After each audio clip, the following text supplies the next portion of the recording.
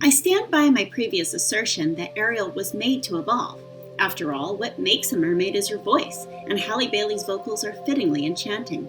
But that didn't stop the film from belly flopping, because a story is defined by far more than the starring attribute of its title character. The problem with remaking Disney animated classics in general is that you can't improve upon perfection, and so there's nowhere to go but down.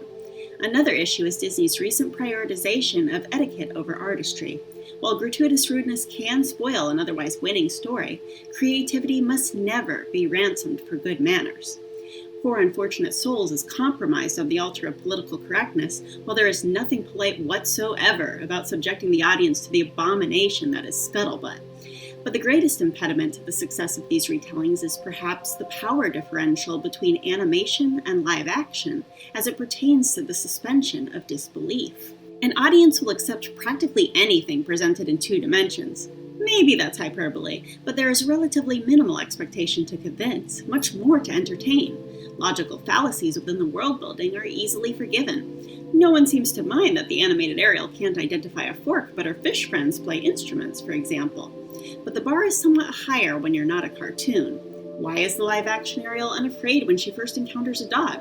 Presumably she's never seen a terrestrial mammal before that wasn't human. We anticipate some degree of realness, yet we hope for a reworking every bit as colorful and carefree as the original.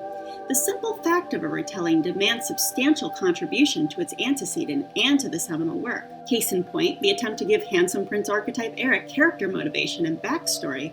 And yet these additional developments often result in the time-saving erasure of beloved moments, like Sebastian's comically morbid misadventure with Chef Louis. While Ariel, Halle Bailey, and Ursula, Melissa McCarthy, are well casted, and the actors do what they can with the dialogue and direction they've been given, other casting choices prove dead in the water.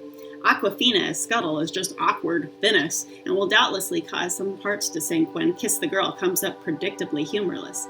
Not nearly the shipwreck that was Will Smith as Genie, due solely to the difference in character importance and the inimitable genius of Robin Williams, but still an instance of what were they thinking? Halle Bailey's voice is suited to Ariel, but they should have instructed her the way they did her predecessor Jodie Benson, who was told to stay out of the rafters.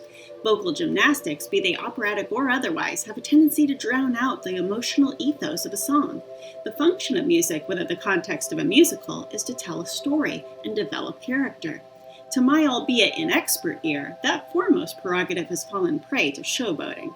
There are brief mentions of conflict between merpeople and the inhabitants of the island realm, but no concrete mythology or broader manifestation of the epic struggle between man and the sea, despite the fate of the kingdom and Eric's ambitions hinging on this undeveloped plot point. Ariel's journey to the castle is needlessly prolonged. Secondary and tertiary characters are stripped of their caricatured charms.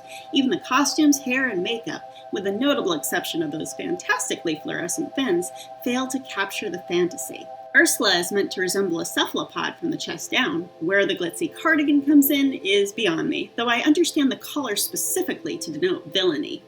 Pairing a boho-type pink headband with Ariel's period-inspired blue dress and bodice makes no aesthetic sense to me, though I do not profess to be an authority on style. But far more disappointing is the watering down of Ariel's formerly fiery disposition.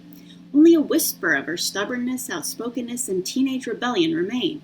The irony of removing the Sea Witch's social commentary, "It's she who holds her tongue who gets the man," for fear it might be misconstrued as an endorsement of the very misogyny the lyrics are critiquing, is particularly strident in the new passivity of a previously defiant heroine. Like everything Disney does, the film is visually stunning, at least in large part, but like most of their live-action remakes, it is also a little soulless and diluted by so many unmagical deviations and distractions.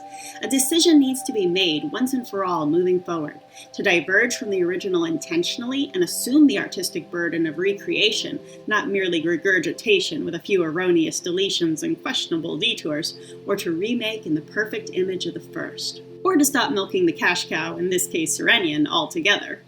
I feel like everyone is saying this in actual fact, but no one is listening. All but the dollar falls on deaf ears. Meanwhile, the specter of impropriety incentivizes silence. The mouse is officially in wandering mazes lost, snared by the lure of profits, harpooned by their own self-censorship, and must pick a direction, much like this metaphor. Go ahead, Disney, make your choice. We're all very busy viewers and we haven't got all day. We don't want much. just a voice.